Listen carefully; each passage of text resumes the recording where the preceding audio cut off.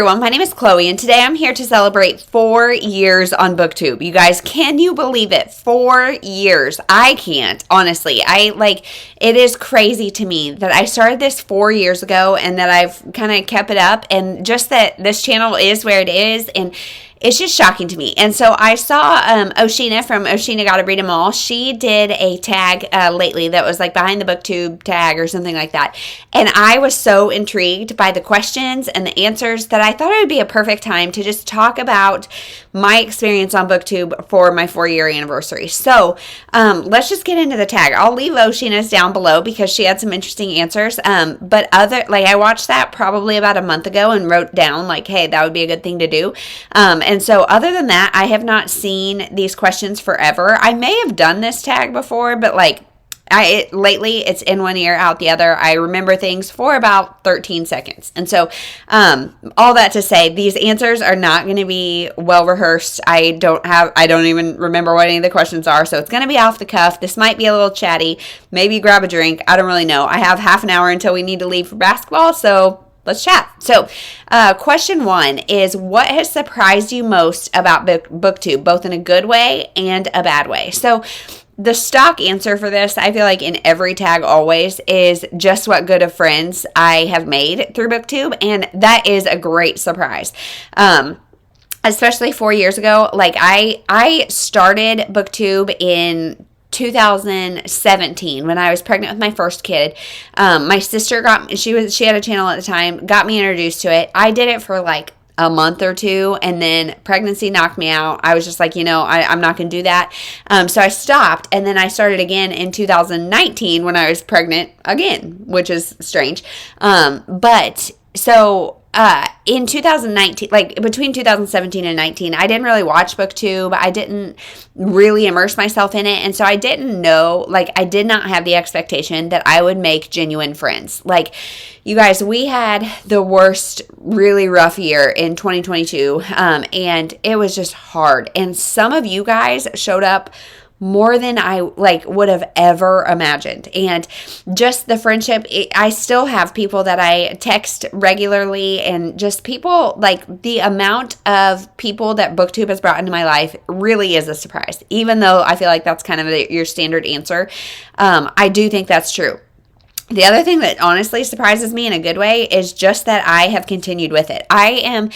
I would say dedicated to a fault. If I say I'm going to do something, I do it no matter what. And Booktube has never really, it's sort of been that at times for me, but I do it because I still find joy out of it, always. And as a mom of 3 little kids, this is my creative outlet. I'm shocked at how much this still brings to me, both just the creation of it all and you guys. And it's just such an extra awesome part of my life. I'm really surprised that it is where it is, and that I continue to do this every weekend because I love it, and it brings me joy throughout the week to get to talk to you guys on comments and all of that kind of stuff. So bad surprise is that I guess that I am okay with making content that is subpar, and I think I might get to that in a question later. I am a perfectionist, and none of my content has been perfect, and yet, you guys are still so kind and accepting that, even though it's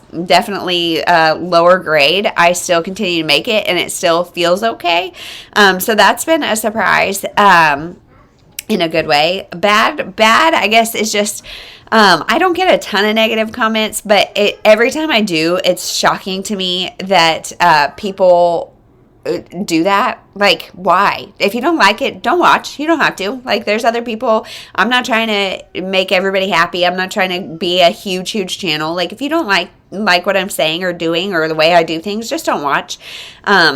Or if you have constructive criticism, that's fine. But just being mean to be mean, it doesn't, like I said, it doesn't really happen that often. But it's still always surprising to me that people do that. I don't understand.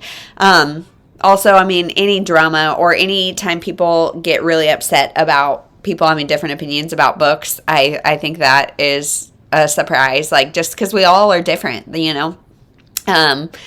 Yeah, otherwise, bad surprises, that the algorithm would be crazy and that I wouldn't know anything about it, that you randomly drop a whole bunch of subscribers and then randomly gain them. Like, all of that is kind of a weird surprise. Like, not necessarily bad. It's just weird. So, yeah, I guess those are my surprises. Number 2, how do you balance reading and booktube with the rest of your life? So I kind of alluded to that. Well, I film on the weekends. So we have, like, right now, one of my kids is playing basketball on Saturdays, and it's right in the middle of the morning. And generally, I try to film in the mornings. And so I try to get it done before basketball and then before church on Sunday, whatever I need to do, or after church, depending what time we go. But I film weekend mornings, and so that's it. If it doesn't happen on the weekend, it's just not going to happen that week. So that's one way. And then reading I do at night after my kids are asleep. I also will try, like, my older 2 kids are both big. Well, they're all 3 really into books, but my baby, like, her attention span is obviously short. So, well, all of their attention span is not that short. But so sometimes we will sit down and read together, kind of squeeze things in. But yeah, that's really, and audiobooks. That's how I juggle a lot of things. Hold on one second. My kids are outside. It's 39 degrees and they left the door open. So just one second. Okay, I'm back. Question 3. Have you ever thought about starting Patreon? And yes, I have. If you guys are OG subscribers and have been watching me for a long time, you guys would know that I used to vlog everything. I would vlog, all my reading. Every week I would release a vlog that was just that week, whatever I was reading. It also included more lifestyle stuff of what I was doing, and it was a lot of fun. I really liked it. I really liked it and had a lot of fun, like, making the memories, checking in, kind of daily. I would pretty much, at the end of every day, I would talk about what I read that day, and I loved it. Now, however, life has gotten extremely busy since then. I think when I did that, I had 1 kid, maybe 1 and a little one, but now I've got 3, and they're all mobile, they're all active, they all have a lot of needs, and so generally, my hands are full. I don't have as much time to vlog, but also, when I do, like, it's a lot of time that is no makeup, looking pretty rough at the end of a long day. Things are just a little bit different, and it feels a little more vulnerable. And so I've thought about starting a Patreon and doing vlogs for the Patreon group. I also love doing sprints and different live shows and things. But again, I kind of want to do that in a more intimate setting than just like massively. So I don't know. I've definitely thought about it. But you guys, imposter syndrome is like loud. It is loud because it's like, who would do that? And like, who would pay to watch my life, hear more of my opinions about books, hang out with me privately? Like, who would pay to do that? And like, it would just, I don't know. I really want to, but I also, like, I don't want people to feel like they have to pay to hang out, because that's totally, like, I do this because I like to chat and I like to get to know you guys. I like you guys to get to know me. But I just can't make time for it in the same way and in a large scale situation. Does that make sense? So if you'd be interested, let me know. I kind of doubt it though, like, again, imposter syndrome, it feels crazy. It would be like cheap. It would be just really enough to cover any extra expenses, maybe cover a babysitter for while I do some stuff. Yeah, that would be it. So let me know if you're interested. Yeah, I don't know. I feel like yes, but no, because, yeah, I don't know. Anyway, number 4, have you made any mistakes on Booktube? Yeah, I mean, yeah, for sure. I think every video I make is chock full of them. So mistakes, yes, I've made editing mistakes, I've made titling mistakes, I've made posting mistakes, I've made mistakes of lost footage, yes, I make mistakes on the regular. Some of them, hopefully, you don't know about, but a lot of them you do. And otherwise, like, socially, no. I think when I first started my channel, I was reading a lot more romance and kind of pigeonhole myself into that a little bit. But I've always been pretty eclectic about things. My reading style has definitely changed throughout the years, so I don't know that it was a mistake. But my audience may be confused about some things, because I used to be more okay with steamy times, and then now I'm less. I used to be more into romance, and now now I'm not. And so my taste has evolved, and I don't know how my audience feels about that. Like, if you guys have evolved with me, or if you're here for whatever, since I am so eclectic, like, I don't know. But yes, mistakes on the regular. Number 5, do you have any advice for new booktubers? So everybody says just do it, and I agree, just do it. Like, if I was waiting for content that I wanted to make, like, I want to make super creative videos, and I want to do really cool things with editing, and I want to execute all these fun ideas and do all these things. And you guys, I just can't. I just don't have the capacity for it right now between the kids and everything else that I'm juggling. I just can't right now. And, so if I let that hold me back, I wouldn't be making content, and I would be missing out on a lot of cool relationships, hearing a lot about a lot of books, talking to you guys about a lot of books. So just do it. I mean, if your content's less than perfect, you can always improve, or you can always find your people. Find your people. But my other advice is just don't pigeonhole yourself. Don't read what you feel like you have to. Don't like buy into any of that. Just read what you want. Like I said, if your goal is to grow into a huge channel, then I'm not the one to give advice, because that's not my goal, and I'm not a huge channel. But if your goal is to have fun and meet people and have people to chat about books with, then just do it and talk about what you want to talk about. Do what you want to do. Yeah, I would say that's it. Don't worry about, I film on my computer or my phone. I don't have anything fancy. I don't have any lights, which you guys could probably tell. I don't have a mic, so just do it. Just do it. Let's see. That's funny. Number 6, what are your thoughts on the YouTube algorithm? I got nothing. I have no idea. And honestly, I don't have the capacity to try to figure it out. I don't care to, because again, my goal is not to have a huge channel.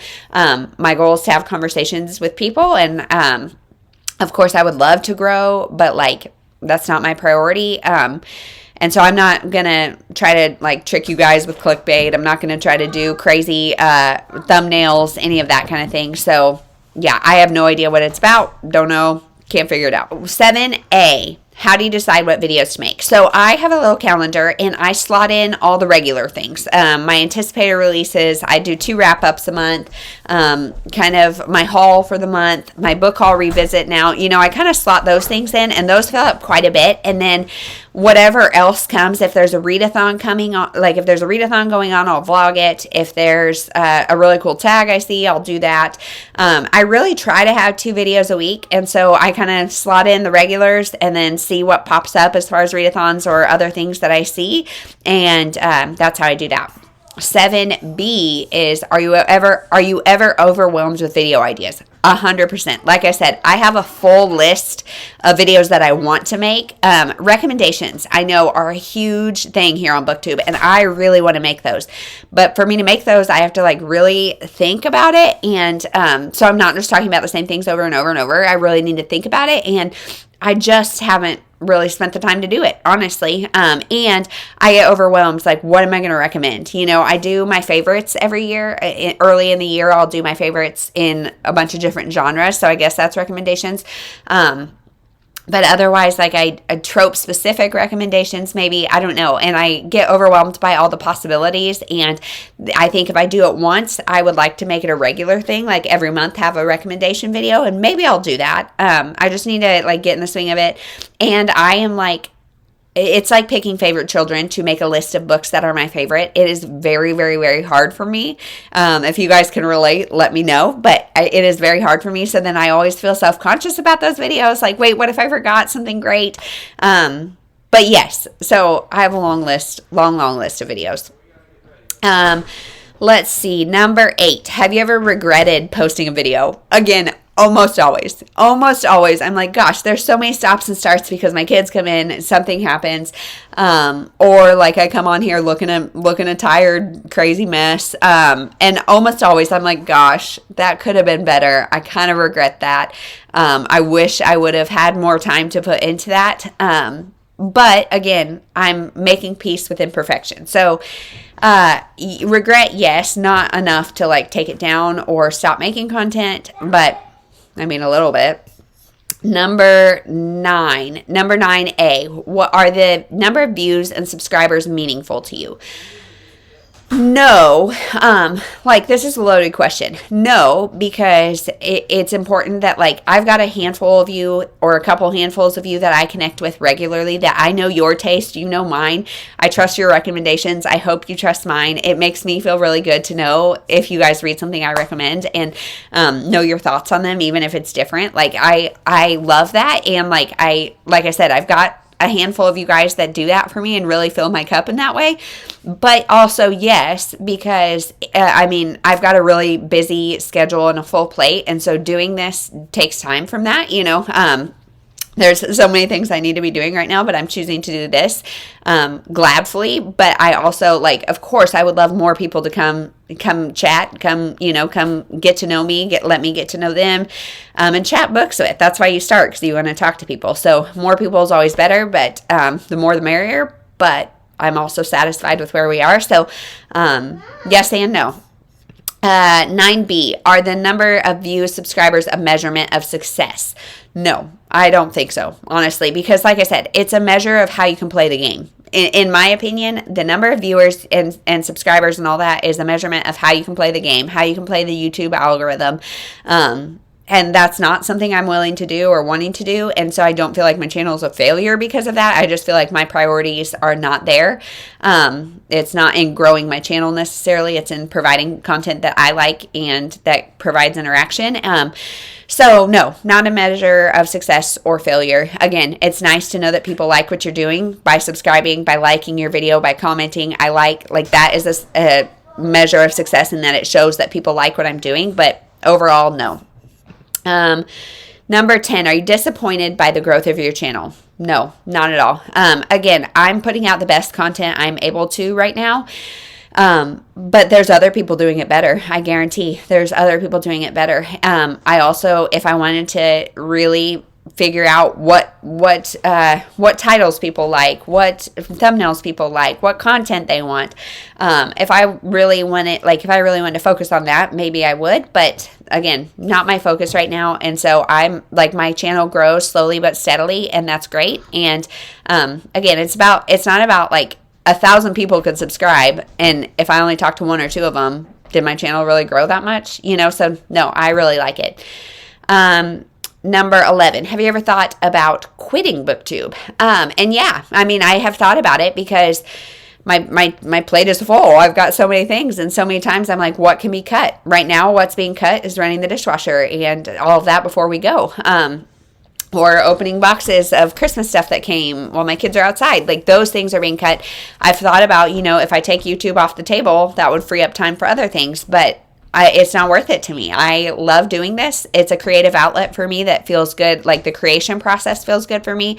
It's something for me and me only. And the interaction is something that I don't get in the same way. I've got friends and a lot of social life, and even friends that read in real life. I've got that, but not to the extent that you guys are. You guys get it. You're my people. So I've thought about it, but yeah, not going to happen right now. Number 12A, what are the most touching comments?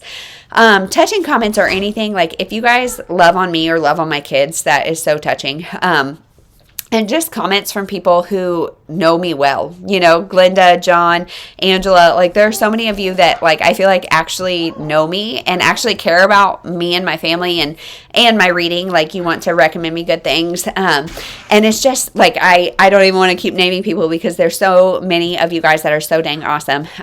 Yeah, I love it. And, every comment is touching because like I watch YouTube for like an hour a day, every day when I'm working out, and to stop and comment is hard to do because almost all of us, I think, watch while we're doing other things. And so stopping to comment means you're taking your time out for me, and that's touching.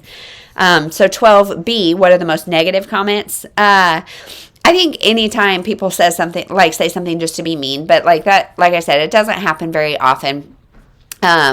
But anytime anybody says anything about like my character or my parenting, my heckles go up really, really high. Because yeah, there's like that's just not something that you say on the internet, in my opinion. But anyway, let's move on. And then number 13, in regards to Booktube, where do you see yourself in 5 years? So golly, in 5 years, I've got my kids right here. I'll have a 10-year-old, an 8-year-old, and a 6-year-old. So that's weird.